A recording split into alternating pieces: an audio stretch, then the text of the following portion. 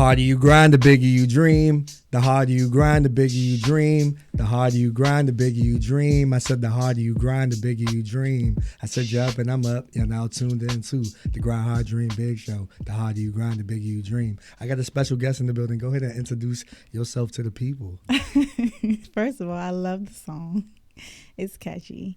You have another song that you do on Instagram, and it's like, let's get it, let's go. Yeah, not for real. I love that. I am Justice, and I am a mom first. I am a child of God. I am an interviewer. I have a platform called JustJustice, as you know, where I interview different types of survivors. I am an actress. I am an events coordinator. I have a nonprofit. So I do a lot of different things.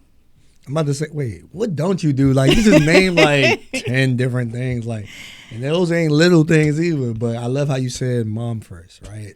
So your early childhood, like, how was that? Like, born, raised, like, how would you describe your childhood? Oh, man, you just jumped right into it. Yeah. Yeah. I don't think we're going to have time to get into the childhood. Okay. But, like, if you were to give a glimpse of it, like, you know, how was it a little bit? You know what I'm saying? Okay. So I am born and raised Waldorf, Maryland. Okay. I am the daughter of a beautiful woman named Lydia. My mom, she had an amazing story, which is why I started my talk show, Just Talks with Justice, where I interview survivors, because my mom was a survivor. She was addicted to drugs, and I was taken away from her. I was placed into the foster care system. And when my mom passed away, I was adopted by pastors. So I grew up as a pastor's kid, grew up in church. My dad was never in my life. And so that's a little bit of my childhood. Seen a lot, been through a lot, but I'm here. And I believe that my childhood and just the things that I've experienced in my life has shaped me into the woman I am today. And it's really the reason of why I do a lot of what I do. For sure. No, that's well said. I like that. That's very profound. I definitely love that. Yeah. So I guess the transition, did you always feel like, okay, what led you to, you know, pivot into wanting to have your own talk show, or even like the nonprofit sector? Like, what really motivated you to do that? Yeah, so with the talk show in 2019, I was trying to figure out a way where I could honor my mom.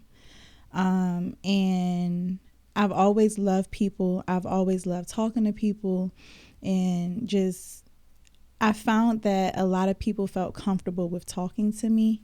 And so one way that I wanted to honor her was to provide a platform for other survivors to tell their stories, because I felt like my mom's story was amazing. Like, she went from a 9-year drug addiction to turning her life around. She got saved. She gave her life to Jesus. She got custody of me back. And I just felt like that was a story of triumph. And I felt like her story should have been heard. And so I wanted to give that opportunity to other people who have survived different things. And so that's how the talk show came about. And then the second part of your question, my nonprofit, I work with children. The nonprofit is called Off My Block, and it's a group of us. It's 4 of us who came together. We're all high school best friends. We came together and we tried to figure out a way of where we could make a difference in children's lives. And so we all come together with our own personal reasons. My specific reason, I wanted to reach children who grew up without their parents, because I felt like I could relate and I could help other children who grew up like me. And so that's where my role is when it comes to the nonprofit. And then the other 3 girls, they have their own reasons of why they wanted to, make an impact in children's lives. And so that's how that got started. Now, that's good. That whole notion of like being who you needed when you were younger type of thing. Yeah. I definitely like that aspect of it. And I salute you because you said survivors, right? I think a lot of us are surviving different things. It may be mental health. It may be something physical. It may be something spiritual or whatever we're going through, but we're always surviving something. Yep. So in that regard, how would you say you've pivoted, you know what I'm saying, like from the young girl to the woman that you are now? Like what were some things that you were like learning and then obviously like unlearning? That's a really good question. I think obviously like we all grow up and we learn through life experiences. And I think one of the main things that I've held dear to my heart, especially from my childhood, is like my relationship with God. That alone has brought me through life. Just God. Like knowing that, he loves me and I'm his child and I'm never alone. Even when it seems like I'm by myself or nobody understands me or I'm frustrated or I'm angry or I'm hurt, I have God. And that is the main thing that I've always held with me throughout my journey. Have I doubted? Yeah. Have I been frustrated and like, oh, I don't understand, or I don't know how I'm going to get out of this, or I don't know how I'm going to do this, but God has always had my back. So I think that has been the main thing that I've had with me. Nah, for sure. I agree with all that. Like, I know for myself, my relationship with God has gotten stronger. As a kid, it's like I knew of him. You go to church and everything like that. But I would say like these last 3 years, especially this year, 2024, like I'm feeling like right locked in step with him. And it's like, it's a beautiful thing. I think building a relationship with God, understanding that you are his child, is very, very important. So I encourage those people that don't even have a relationship with God, just be like, yo, what's up? Like, just try to initiate that, because that's what he's really looking for. And that's another connection as well, because we both attend the same church. So shout out to Zion Church. Shout out to Zion. Shout out to Zion Church. And shout outs to Pastor Battle. Yes. All the good people over there. Shout outs to Pastor Randy, aka Off Script. Know what I'm saying? I gotta definitely put that plug in as well. And Zion Anywhere, because know what I'm saying, it's a phenomenal team. And the ministry, just like the whole entire Zion Church, from all the campuses to Greenbelt, Landover, Fort Washington, Woodbridge. Don't want to forget anybody. So shout out to Zion Anywhere. I actually serve on that team. I do the hostings for Zion Anywhere, so I love it. And similar to you, like this year has really been a huge just change. Like my life has changed because of God and just my relationship, trying to get closer with God. I recently got baptized this year, so that's been like a major thing for me. And it's so funny how life works, right? So I just found out that I had 2 sisters and a brother from my dad's side. Wow. Yeah. But I don't think I was ready for that information any sooner than I was. So I just feel like God's timing was really on point.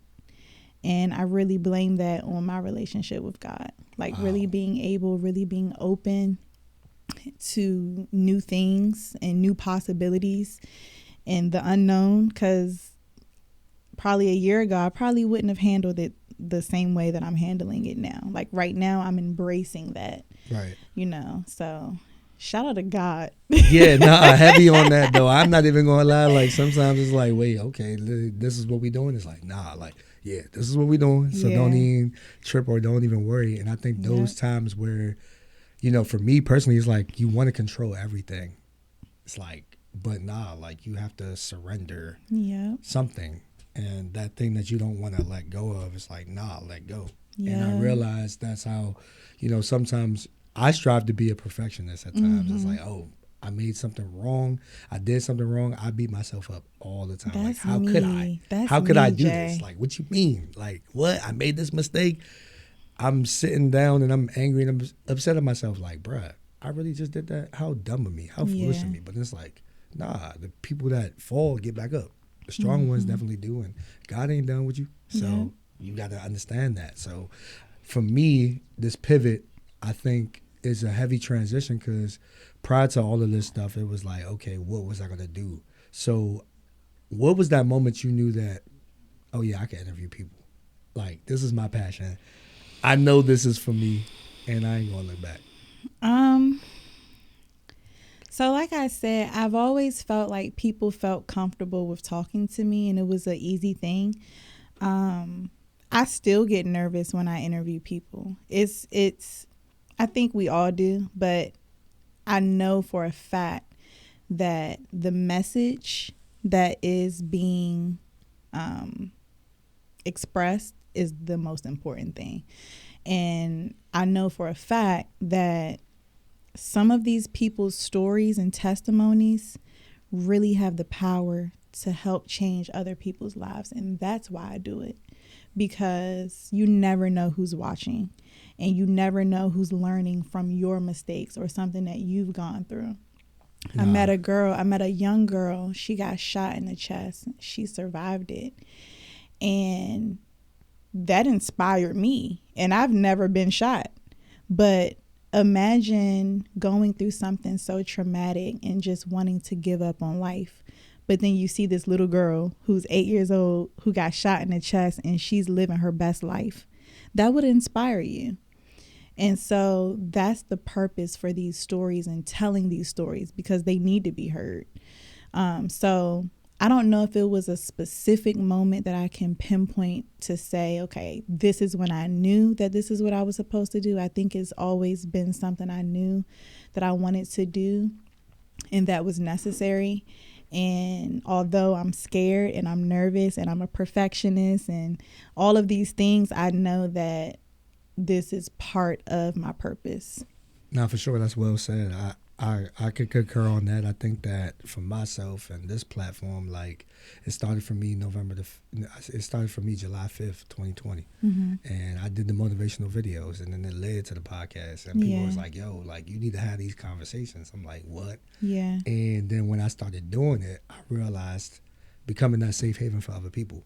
Like, having those conversations like, yo, okay, you the go-to. Mm-hmm. And one led to another episode, then another, and then I lost count. Yeah. Now I'm like, okay, this is truly what God has called me to do. Like, it's the podcast and it's different things, but challenging yourself along the way, because you have to learn through all that, and having a mentor and all that. So I embrace my mentors. Shout outs to Kimberly Marshall. Shout outs to Jeffrey Young, because they're teaching me so many things in the community, in speaking and just being, professional more and understanding those things. So I think it's definitely important, and taking that leap of faith when the going gets tough, where it's like, okay, I don't know if I have it today. It's like, yes, you do. Oh, it may be a little. No, I'm gonna take that little bit. It's gonna be a lot. So just taking that and making the best out of it. And maximizing your gift. And it's funny you say that, because I was just having a conversation with a really good friend of mine yesterday, because I still find myself struggling with that.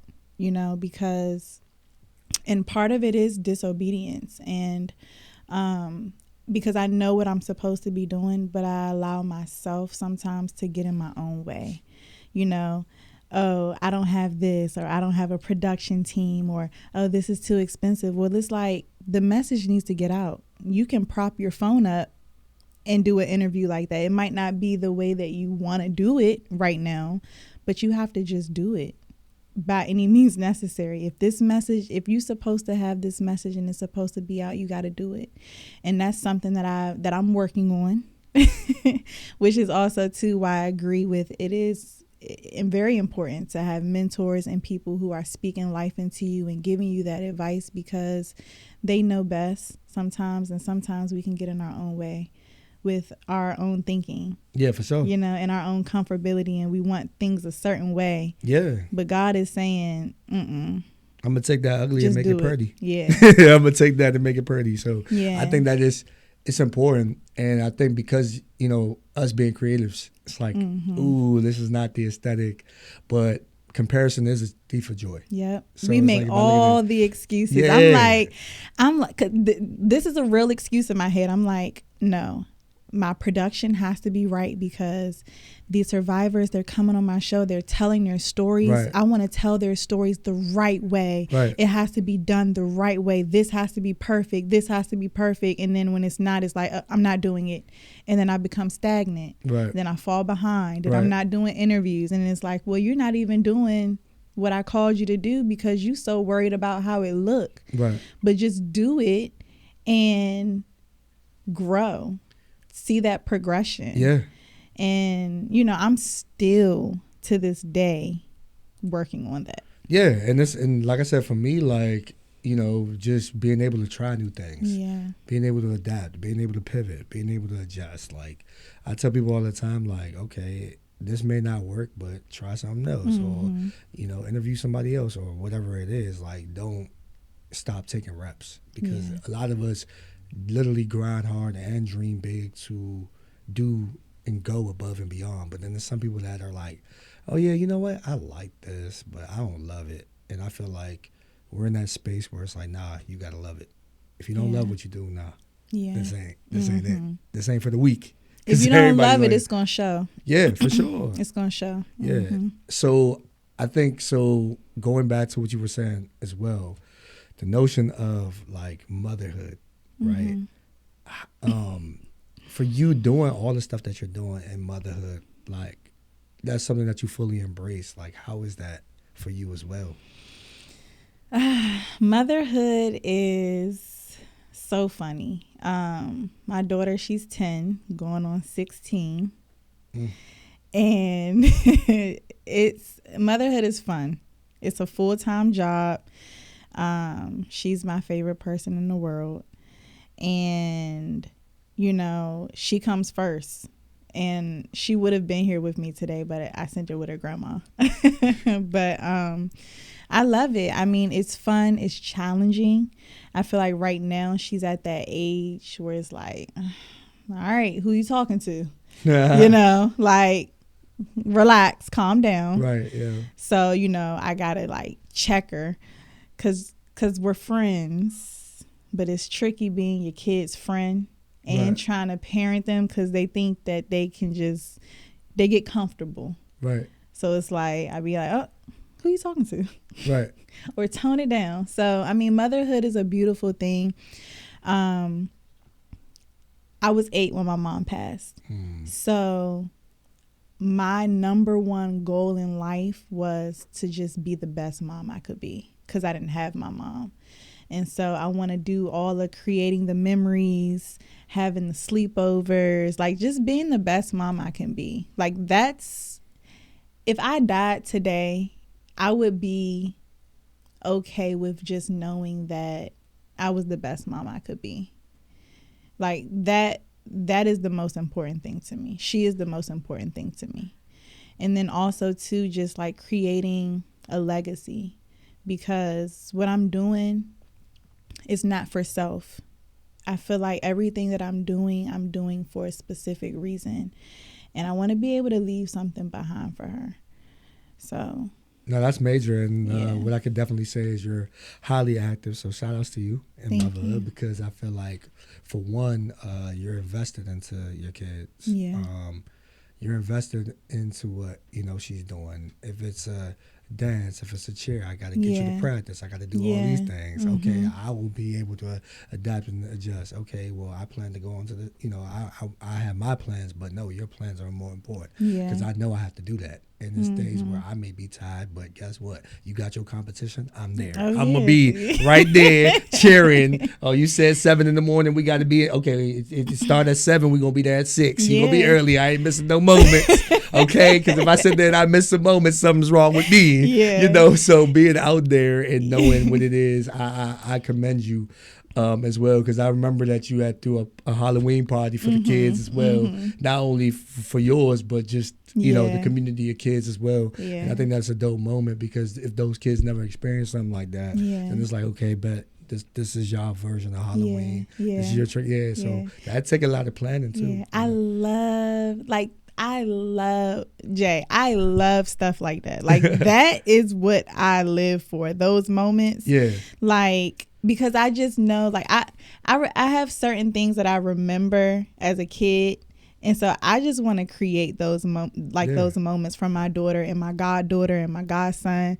Like I just love it. Yeah, and I love it. Like I said, and it's good to create those moments because you remember how it was for you, right? And it's like, okay, well, we can make it 10 times better. Now we in a whole different, I guess it's it's definitely a different generation. Oh now. yeah. But you've been doing your homework. We was up for competition at 3 a.m. We had to drive all the way to Portsmouth, Virginia. They took home first place. Yeah, shout out to that. So I'm a dance mom. That's all right. If I drove to Portsmouth too, I hope we come in with first. Yeah.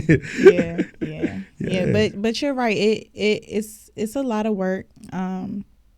But it's worth it. Right. It's worth it. And I love it. And I think creating those moments are very, very important, especially we're in a state of the youth now where they're dealing with so much. They are growing up faster than we can even imagine, having to critically think and make adult type decisions at the ages of 12 or 16, before 18, their environment and things like that, and being transparent. Working with youth, it's challenging, but I enjoy it because I can be the light for them. I can literally show them right from wrong. I can have the transparent, tough conversation if need be. We could talk about their favorite artist if it happens to be NBA Youngboy or Sexy Red or Cardi B or Megan Thee Stallion or Rod Wave, but at the same time understanding that because I came up off of Biggie, Tupac, Jay-Z, all the other rappers, and I understand it because music is music. It's cool, but it's the balance that we could provide. Because then I think that's another thing too. It's like all of them don't want to be trap stars or whatever depiction it is. I think that they just need that attention. They need that conversation. They need that home cooked meal. They need that hug that I see you, I appreciate you, like you out here. So I see you being out here and I want to hold your hand. I want to walk you through life. So mentorship, right? I think that's also important as well. And I consider you that as well because I think that we're living proof that one, God exists. And then two, what we're modeling for someone else to see.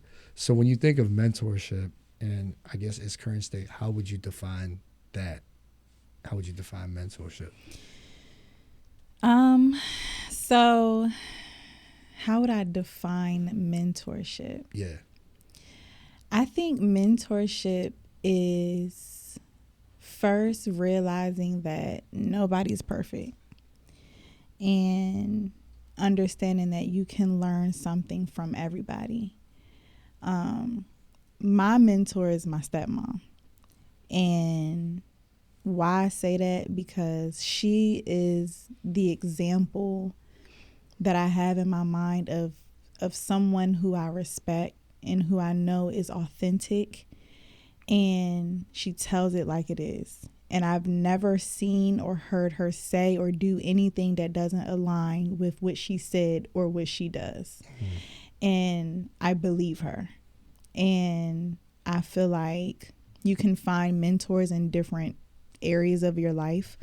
And I don't know if there's a specific definition of it. I think a mentor could be anybody who you learn from, who has your best interest at heart, and someone who can support you along your journey, and wants to see you win ultimately. Somebody who can relate to you to some degree. All of those things. And that's what, I would definitely, I can't really add anything to what you said. I would definitely say that, but I would say the consistency is important as well. Constantly showing up, how you show up. Okay, if I have an event, are you going to be able to be there? If it's a tough situation, I don't have nobody to talk to, are you going to make yourself available? I think mentorship is it's a full-time job. Yeah. And it may not pay you what you want it to pay you, but it is a full-time job, and you have to make yourself available to all of that, because at the end of the day, like it can get draining. Yeah. But if you're built for it, you have to be a specific type of individual that cares, that leans with empathy, that is willing to connect. It's all those other intangibles as well. So yeah, that's how I would define mentorship. And I guess with community as well, because I know that we also connected at a community event at the Suitland Peace Walk, which was definitely amazing as well. Shout outs to everybody that was involved with that. That was a beautiful day. Prince and Trey. Yeah, Prince, Trey, making a difference. Those individuals that was all out there for that. I think that was a beautiful panel discussion that you facilitated as well. And it just, to me, when we're addressing community issues, like what are some of those gaps you feel like are so essential that need the fine tuning like ASAP? Because we're in a different generation. Like we kind of, it's not even kind of. We are the OGs. It's scary. We are the OGs. Speak for yourself. All right, well, I look at it like, all right, well, are we the OGs of the next generation in a sense? Because like I sat there and I said, like millennials, like the little kids be like, man, yeah, what's up, Unc? What's up, OG? I'm like, whoa, like I'm a millennial. I'm an OG. I'm scared. But if that's the case, what do you think is really missing per se? With this generation, like why is it a disconnect?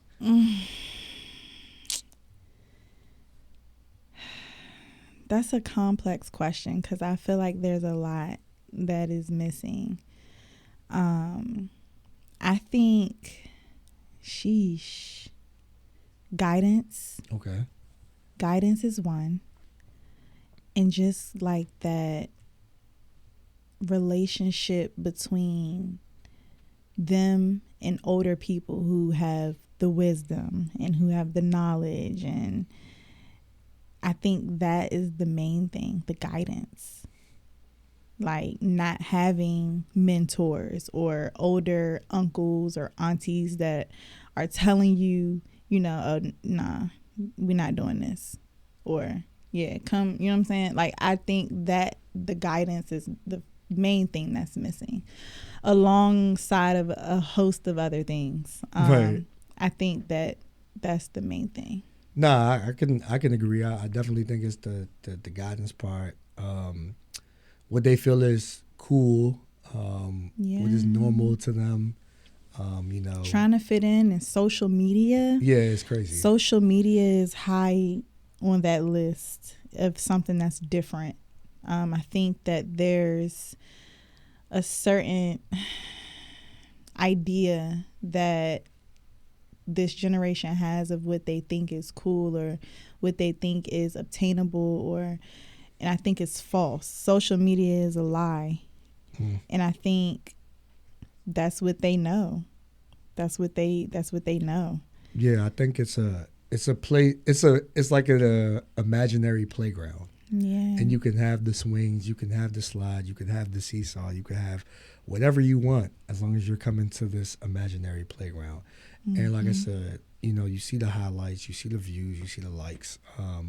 I know me personally, being vulnerable is like, that's what we would all focus on if that was all in front of us. Yeah. But it's not about the likes and the views. It's about the needs and the wants. So when you look at your social media page or whatever it is that you're promoting out there, like you are what you entertain that attracts. So if I'm putting out positivity, it's going to come back. If I'm putting negativity out there, that's going to fall back. It's going to come back. So I think that what they consume so much is alarming. You know what I'm saying? If you're a youngin' and you scrolling through your phone, like there's a stat that says kids, not only kids, I think Gen Z, 11 to 25, they're on their phone 8.5 hours a day. Social media, that's the YouTube, Instagram, TikTok, whatever you want to say. But now they want to be influencers, but we can't even get angry or upset because that's what they're doing all day. Yeah. And it's 168 hours in a week. That's a long time to be on social media if you're going to scroll 8.5 hours. That's a job. Pay me. Like, what? What's I going know on? little babies that be on YouTube. all day. That's a shame. And it's partially the parents' fault. It is the parents' fault. They like it's crazy. So is it kind of wild to say where's the parent at? Like I'll be sitting there saying like where's the parent at? Like okay, I understand mom, but let's get grandma. I understand dad. Let's get granddad because it's different. Yeah, it is different. It's a lot of young parents. They are a lot of young parents. Yeah, you know. So it is, and like I know sometimes it's probably not what they signed up for, which I get. So got to lead with grace, but it's got to be some type of correction because you got to be able to correct and guide the way you can. Yeah, it takes away the sense of like real life. Yeah, like zoned into a tablet or an iPhone, you really not paying attention to your surroundings, what's going on around you, what's going on in the real world. It's just like on your phone. And I'm guilty of it sometimes because I had to check myself. Like, I get on my daughter, like, get off YouTube. And I'm like, let me check myself too. Because she said something. She was like, Mommy, you're always on your phone too. And a lot of times you can learn from your kids. And that's another thing. Like, listen to your kids because they be knowing what they be saying sometimes. Yeah, they smarter than what people try to give them credit for. Yeah, and I had to check myself, and so I put a little limit on my phone to pop up. I have a time limit. If I'm on Instagram over that time limit, I have a little pop up. It says you've exceeded your time for this app, and it's like we have to do that. We have to hold ourselves accountable because it's hard. It's hard not to get caught up in the matrix. Yeah, I'm loving how you say matrix because that's basically what it is. And I know for myself, like I always try to challenge myself to be like, all right, if I'm posting like content or whatever like that, all right, cool, because there'll be times where you just scroll and you're like, dang, bro, I'm scrolling for what, an hour and a half, 2 hours? Oh my gosh, I'm scrolling. Like, go do something. Go outside. Go for a walk. Like, what is wrong with you? That. I'm definitely guilty too. Like, because it's so much time that's being wasted. Yeah, you could be doing something. You could be doing something else on that to-do list. Right. Folding laundry, washing dishes, going outside for a walk. Like, just there's so many other things that you can be doing. So, and it puts you in a, if I see them doing it, I need to do it too. Yeah. Or, I'm entertained by that. And, going back to like the whole streaming thing, like, it's interesting because like certain interactions with kids, majority of them, I'm like, do you guys go outside? They're like, no, I'm watching YouTube. Oh, who you watching? I'm watching Castanet. I'm watching Lil Ryan. I'm watching people eat food. I'm like, you're watching people eat food?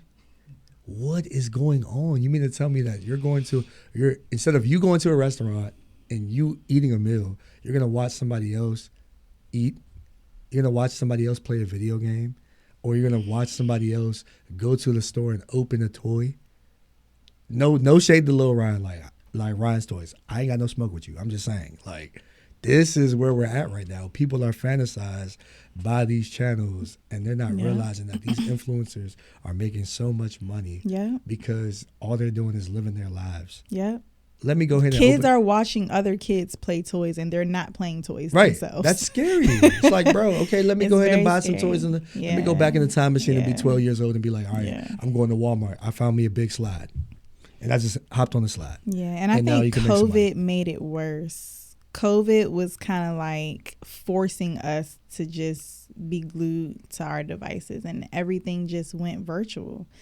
After that, I feel like that's really when the shift became, like, even with my daughter, like, when COVID hit, everything is done on the computer. Right. No more handwritten assignments. Right. No, they're not even learning cursive. Nah. Like, it's just certain things, and it's like, it's scary. It's scary.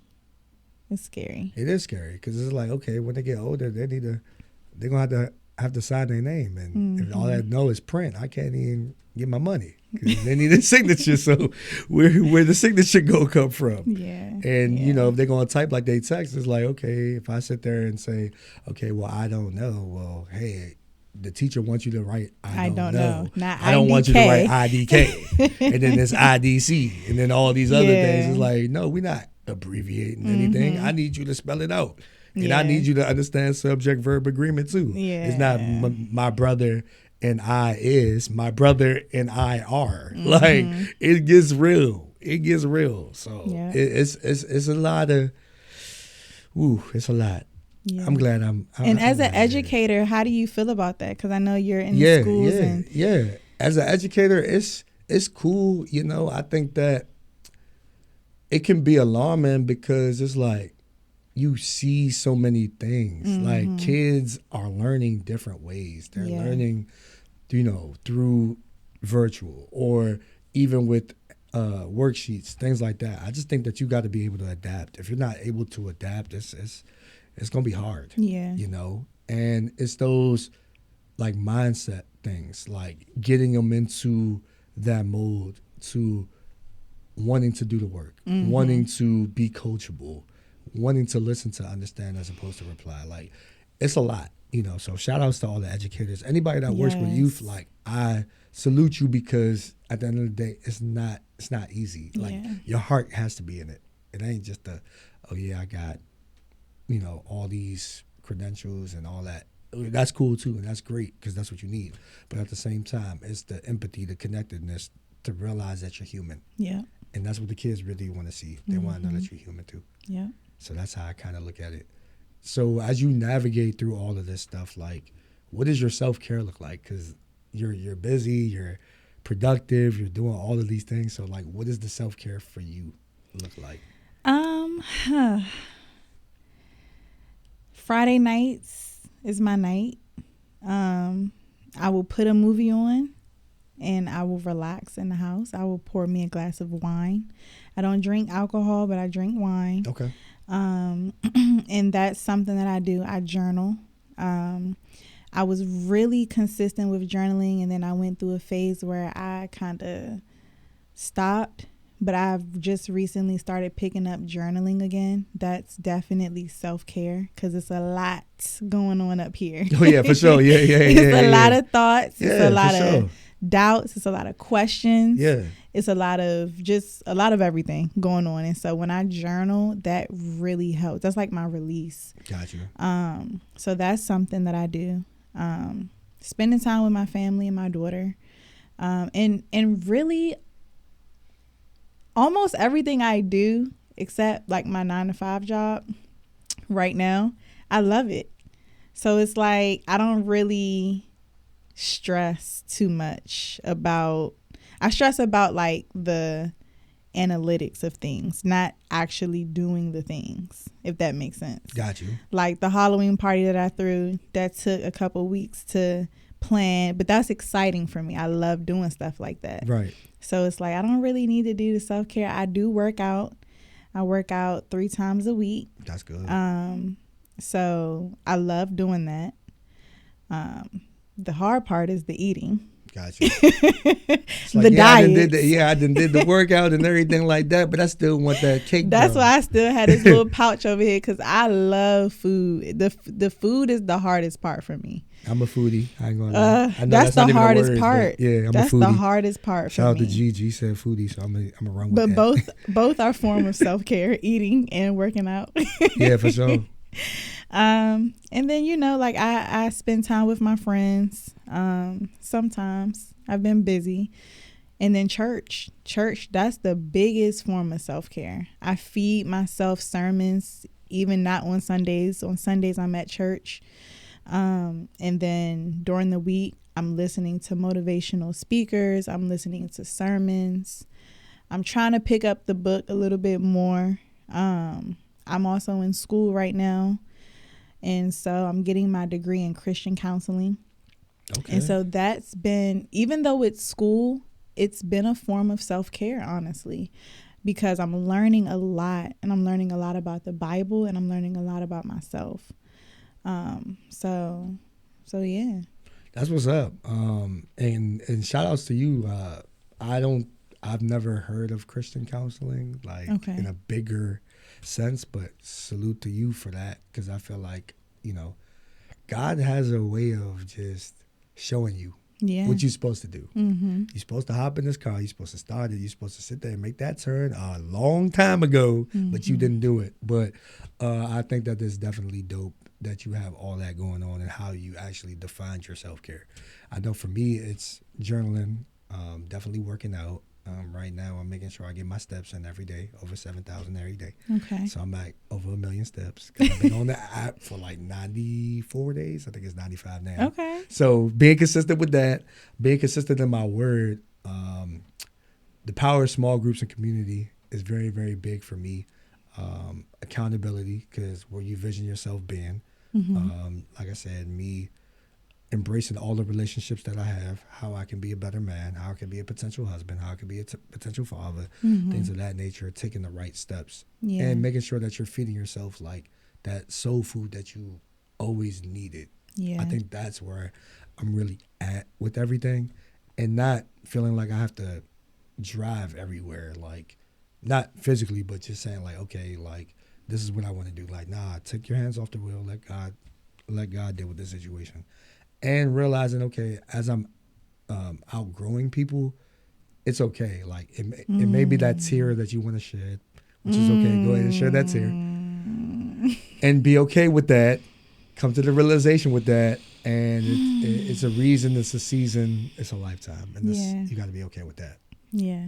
Even though it's painful, because I've outgrew people where I'm like, dang, bro, I didn't imagine this, or I thought you would have been happy, but you, okay. Wow. So, and when God shows you, it's like, pay attention to them flags, pay attention to the red flags and all those things. Yeah. I just recently went through 2 best friend breakups. Wow.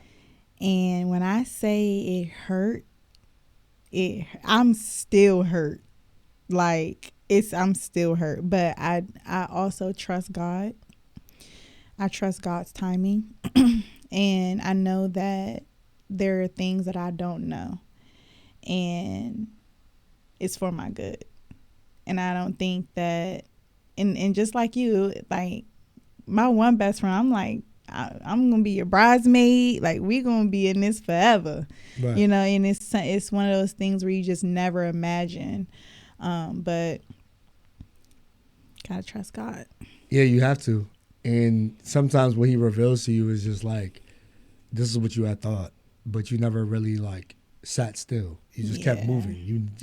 You always occupied yourself. You always find yourself busy or in the mix, as opposed to just being still and letting things play out. Yeah. Because you always had to assert yourself. You always had to get that correction. And it's so interesting. It's not necessarily like the notion of like who's right. It's what's right. Yeah. And I feel like now that I hear that a lot, it's like, okay, what was right? Was it necessarily us going back and forth and arguing just to be like, oh yeah, well you was wrong and I was right? What's right here? The right is the morale. The right is understanding at the end of the day, this is what's going on. This is what needs to happen. And right is right, wrong is wrong. And it don't necessarily meaning that I have to prove my point to you. Yeah. It's just, this is how I feel. This is how I need to express myself. And I think that a lot of us shy away because it's like the pride, the ego. We're going to keep going on and battling, and it's our flesh all the time. And it's like, nah, the spirit, like, let it go. Yeah. You got to let God. You got to let go and let God. You got to let go and let God, and you got to declutter stuff. That's one thing that I've learned along my journey is it's okay for things to remove itself. It's okay for you to remove things. And then once those things are removed, you still have to do the work internally. Like for me, that looked like just clearing out my life in a physical sense, like going through my closet, getting rid of old clothes that I don't need to wear anymore, or going through my phone and deleting pictures or contacts or, photos that reminded me of this person or that person. Like really being intentional about clearing your space, and mentally, physically, emotionally, because when God wants you to let it go, it ain't nothing you can do. Right. But when you keep trying to hold on, I don't want to delete this picture. And it's hard. Oh, yeah. It ain't easy. No, it's not easy. It's not easy. Like I've had to throw away gifts that people who I loved and cared about gave me, but it could no longer occupy my space. And I think that that's important when you're moving on. Yeah. Because we try to hold on. We're little hoarders. We try to hold on to certain things because we think it still holds value, but it doesn't. Right. You know, and sometimes you just got to give it up. Right. It's like booking a flight and you packing your bags. It's like, okay, you putting too much into this bag, so now you got to pay extra. Mm-hmm. I ain't paying extra for that. I'm letting it go. I'm trying to pay the regular fee. Yeah. What I got to regularly pay. Okay, I'm going to pay that. Because that weight will hold you down. That weight will hold you down. It definitely will. And you're going to learn a lot about that too. Like, I know back then, I remember I was doing music, and I still kind of do it every now and then, but it was like I was going to South by Southwest, and I thought one of my homies was going to actually go with me, and turns out he didn't. So I'm on that flight by myself. I'm like, whoa, this is not what I envisioned. This is not what I thought. God, like, okay, you thought certain people would be there with you on that joint, that plane, going to those shows. Yeah, we proud of you, but it's like, bro, you alone. He had other plans. He had other plans. And we never know. And that's another thing I learned with finding out I had two sisters and a brother. It's like, whoa, like, where did that come from? Yeah. And it just showed me that, like, God is so far beyond what we can even imagine. We have no idea what's going on in the grand scheme of things. Right. He is the one that's driving it. And we just got to trust him. Yeah, you got to trust him. You know? I think you got to trust him, and you just got to understand at the end of the day, just focus on your assignment. That's the biggest thing. Like, whatever your assignment is right now, just, like, completely focus on it. Because if you're not locked in on that, then it's like, okay, you're getting distracted again. Yeah. And, you know, it's going to show up. You know what I'm saying? You could tell, people could tell when you're distracted and things like that. And I think the reason why I'm so purpose driven and doing what it is that I feel like he's called me to do is, like, days where I be telling people, like, even though I may feel confident, some days I may not feel like that. Some days I may feel like, I'm in the room with this person. What? I'm doing this, like, this person. But it's like that ideology part. It's like, no, like, I just need you to be yourself. I need you to stand out. You're set apart. That's what I want you to be. Yeah. That's what you're going to do. So it's like the whole notion of you are qualified. I have to tell myself that all the time. Yeah. Because I am. Yeah. And you are as well. And we are as well. We just can't overlook or undercut ourselves because a lot of people didn't see us. Yeah. But God saw us this whole entire time. Yeah. And that's real. And same. I have to remind myself of that. I have, my affirmations that I recite.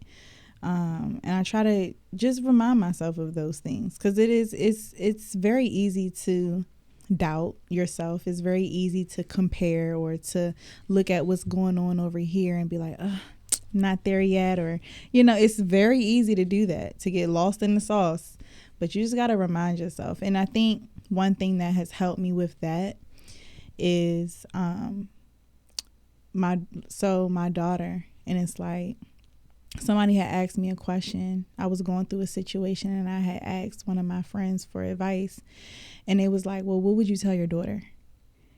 And my mindset completely shifted. Because I would tell my daughter, no, you are good enough. Don't ever let nobody tell you you're not good enough to do that. And it's like, talk to yourself the way that you would talk to your child. And that helped me with my mindset a lot. Like when I start doubting and when I start thinking I'm not good enough or I'm thinking I'm being overlooked, I talk to myself like I would talk to my child. No, Justice, you are. Don't you dare let anybody tell you you're not good enough. You got it. Show up, do your best, and God is going to figure out the rest.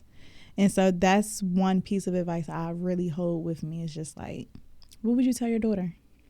That's good. No, I like that. And how you talk to yourself, because like, I think that's very, very important, because like if you're having positive self-talk and affirmations and you're big on yourself, then certain situations that may feel like giants to others, just be little. It's like, nah, bro, like, you ain't seen nothing yet. You don't even know what I'm going through. So I tell myself every day, like, I'm dope. I'm a vibe. I'm amazing. and you're becoming the best version of yourself, because it's Yeah. like you put yourself, certain people could put you in like boxes, spaces, bring up the past and how you once were. But it's like that transformation piece is like, oh yeah, well,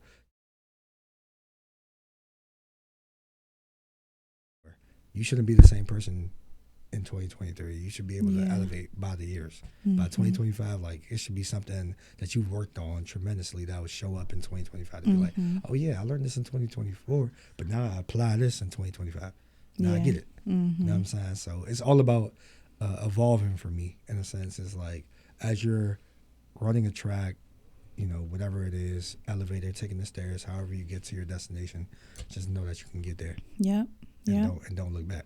Yep. And one thing that has helped me with that, and it's something that I'm new to, because you know how like every year in January you're like, oh, new year, new me, and you set all these goals, and then kind of like by like April you start falling off, and then every January is like you're going so hard for these goals. So for me, every month I write out what my goals are, and then I track it. And I say, okay, well, I completed 60% of my goals this month. And then next month, I'll take that 40% of the things I didn't accomplish and I'll add them for next month. And so I kind of try to track myself and track my progress, because I think that's important to acknowledge when you're trying to take yourself to the next level. It's just like really tracking your progress, tracking the things that you're doing and not doing. And I think that helps. So. Yeah, for sure. And then when we look at goals, I mean, you could break down the word. You could use acronyms. Like, goals could be God, obedience, affirmations, losses, sacrifices. Because that's literally what it's going to take. I love that. Jay, I gotta steal that one. That's okay. Literally, like, would you say God? It's God, obedience, affirmations, losses, sacrifices. Okay, because it takes all those types of things to become whole. I like that. It becomes whole. Like, that's what it is. So if you're going to set goals, like, let those kind of be the foundational things that you set it around. I love that. Because that's where it starts. It starts with God first. I'm going to steal that one. It start with God first. So, and then, like I said, that obedience part is so big, because he wants you to be obedient in a way that is going to stretch you. Yeah. Like, it's not going to be easy. Like, it's not going to be easy as obedience is not easy. Yeah, like picking up your cross every day, even when you don't want to do it, is hard. And I think that a lot of people are in that space where it's just like, oh, I don't want to do this, and it's like, okay, well, I'm calling you to do that. Like, bro, like, he died for your sins, bro. Like, when you understand that, and he's watching, and it's like, bro, like, operate how God is watching, bro. Like, it's so hard. It's certain days you're gonna fall, but you have to get back up. You have to remind yourself, like, okay, I fell. I'm not perfect. Yes, you're human. He made you to be human, but don't stop running for him. Don't stop chasing. Don't stop praying. Don't stop seeking. Yeah, like, I look at that like, because Keith Battle, he uses this this idea multiple times, and I try to tell myself, is like, as a mom, I'm like, if I tell my daughter to do something and she doesn't do it, she's disobedient. And it's like, why won't you just listen? I know what's best for you. I'm telling you this because I love you and I want you to do better. And that is exactly what God is saying to us, because we are his children. We are God's children. And he's saying, like, just be obedient to me. Just listen and do what I'm telling you to do, because I love you and I know what's best for you. And I try to keep that in my mind. Like, when I know God is telling me to do something, I'm like, all right, I hear you. It's like, okay, you hear me, but do you hear me though? And it's like, it's those type of notes that you're going to listen. Because, like, I'd be like, certain times where it's just like, all right, I got myself in this mess again. It's like, bro, it's a way out. God the way out. Which, you want your way out or you want his? What's it going to be? And it's like, okay. And that's what it is. It's like taking the same test over and over again. You see the same test in front of your face. It's like, you going to pass it this time or you going to fail it? Yeah. And sometimes you're going to fail and you're going to have to eventually pass. Yeah. And that's how it be. And ultimately, it's just how much do you trust? How much do you trust God? That's ultimately what it boils down to. Yeah. You know, because I think a lot of our disobedience stems from fear or, you know, like not being sure, like the unknown. So we like, it's like we playing tug of war. It's like, I don't know. You know, we want to be obedient. Right. But it's hard. It is hard. You know, I'm telling myself like now the biggest thing is just like, okay, if you're gonna play tug of war, like just know like that it's not easy. You're gonna lose. You're gonna lose like that offense, and you know, and that's what I'm saying. Like even, you know, my message to the fellas too is like, you know, flesh and spirit, bro, like gotta hold on to it, bro, because it can get wicked. Yeah. Like I remember Pastor Battle was talking about fantasy and faith. That joint smacked me in my face because it was like, okay, fantasy is like that imagination, but you're always thinking, what are you always thinking? And then the faith is like, just trust me, God is right here. Like, what are you doing? So, you know, and sometimes we get caught up on that because of society and what other people have thought and how we have to follow everybody else, and we're not realizing like, okay, if we're like them, it's like, no. You're born to be set apart. Yeah. Who told you to do this? It's like that devil on this side and the angel on this side, and they both just. In your. It's like, Lord. You know what to do. You've always been doing it. You've always been doing it. You're not going to get caught. I got you. It's like, no. And then it's like he knows how to sit there and show up. But it's like, yo, if you think he's busy, like God is busier, just tell yourself like, yo, God is busier. It's okay. Don't give him no type of day. And don't be afraid to speak at him. Like, nah, bro, we ain't doing this today. Oh, you tweaking. Yeah. Because that whole notion of like an attack will come through a person, a thing, or whatever like that. So it's like your heart posture got to be right. Yeah. And on the flip side of that too, you know, again, nobody's perfect. We're going to make mistakes. We're going to sin. Have grace with yourself. Because I have to have grace with myself. When I know God then told me to stop doing this and I'm still doing it. It's like, you know, he already knew that I was going to do that, and he's already forgiven me. But have grace with yourself, but make the change to do what you know you're supposed to do. Right.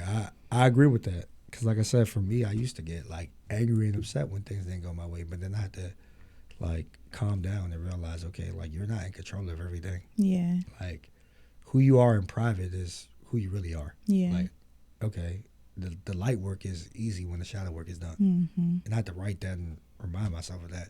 And then people are like, whoa. And I'm like, yeah, bro, like, what do you do in private? Because it's going to show up in public. Yeah. So if you're disobedient, it's going to show up in public. Can you build relationships with people? Can you have grace with people? Do you understand people, where they're coming from? Are you going to be naturally genuine? Like, these are things that we have to ask ourselves because our character is more important. Yeah. And I don't want my identity to be just, oh, yeah, motivational speaker, podcaster, all this stuff. The identity to be, you know, that's what people remember you for, obviously. But it's like, no, like me as the person. God gave me the idea. If I didn't start it, who knows? Yeah. So it's that notion. Yeah. And thank you for creating this platform. I love it. I feel very welcomed. You don't seem nervous at all, so you kind of made me not feel as nervous. Yeah, it's second nature. It's easy. It's not easy. I just think that, you know, when you get comfortable with it and you always are crafting, I think it's natural. Yeah. So for sure. Like, what is one thing you would have told like your younger self?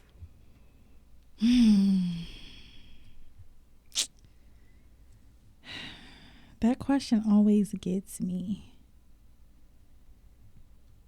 What's something I would have told my younger self? Yeah, what is something that you would have told your younger self?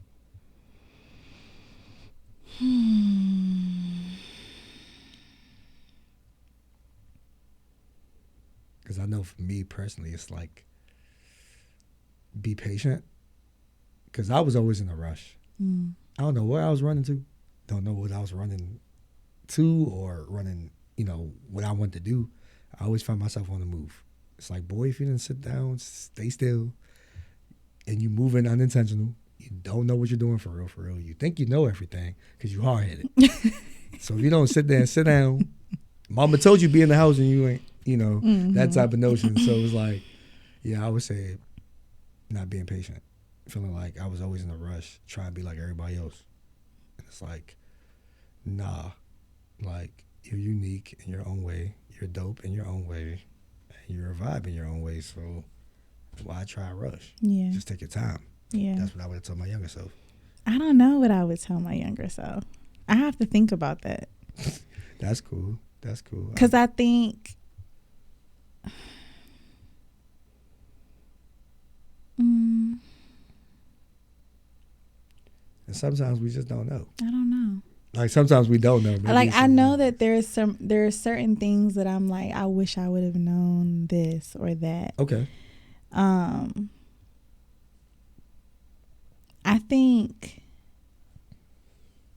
I don't know, Jay. I have to think about that one. Okay. So what is one thing? Okay, I guess to rephrase it in a sense, what is one thing that you know now that you wish you knew before? If that makes sense. Just one thing. One thing that I wish I'd known, I would have known now that I know.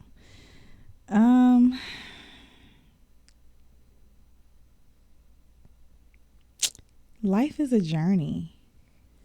Like that's the thing. And it's almost like that question reminds me of the question is like, well, if you could do one thing different, what would you do? And it's like, I really wouldn't do anything differently because I wouldn't be where I am now. Got you. I think I was trying to figure life out at such a young age. Cause like at 15, I moved with my best friend, and then I just was kind of like, I didn't have my mom and I didn't have my dad. So I felt like I was always like kind of grown and just trying to figure stuff out early on. And then when certain things didn't work out, or because I got pregnant young, I got pregnant at 20 and I left school and just trying to figure things out. I think I would just tell myself, relax. Life is a journey and you're going to get through it. Like there are going to be forks in the road. There are going to be things that try to stop you, but just keep going. Just keep going because there is light at the end of the tunnel. That's what I would tell myself. That's good. That's what I would tell myself. Yeah. Cause I was just talking to one of my mentees like 2 days ago, and she was telling me about a situation that she was going through with a young guy.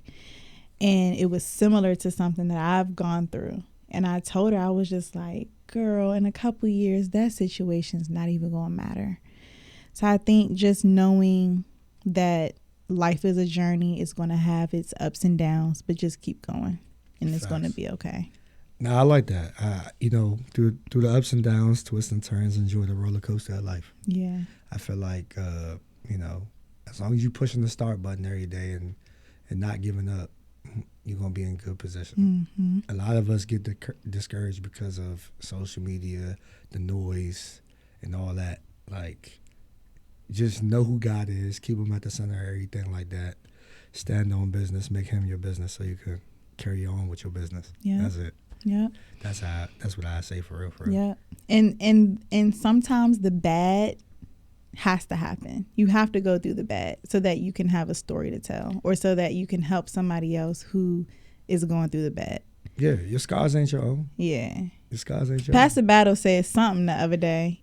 He was saying, you won't have a test without your testimony, or something. Or he said, he worded it. He said real, your misery becomes your ministry. Yes. Yeah, your misery becomes your ministry. Yeah. So embrace the good stuff, the bad stuff that happens to you. For sure. Yeah. Well, this was a great episode.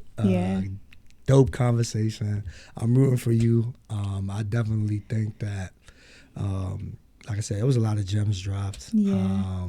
And everything that you're doing, I'm proud of you because, Thanks, like I said, Jay. it's a lot of hats that you wear, from motherhood to, your show, to Zion Anywhere, to just overall purpose. And you're walking in that every single day. So keep going. Thank you I so think you're much. inspiring a lot of people, even myself. So Thank you, Jay. I would definitely say that for sure. Thank you. Thank you for having me. Thank you for having me on your platform.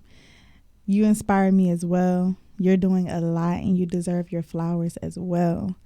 Cause you do a lot. You do a lot too. I need to interview you. That's received. That's received for sure. Like vice versa for sure. Yes, but I had a lot of fun. I appreciate the atmosphere. Everything was beautiful. Your team is beautiful.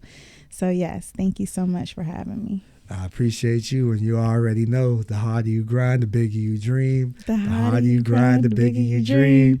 The harder you grind, the bigger you dream. I said the harder you grind, the bigger you dream. And we out.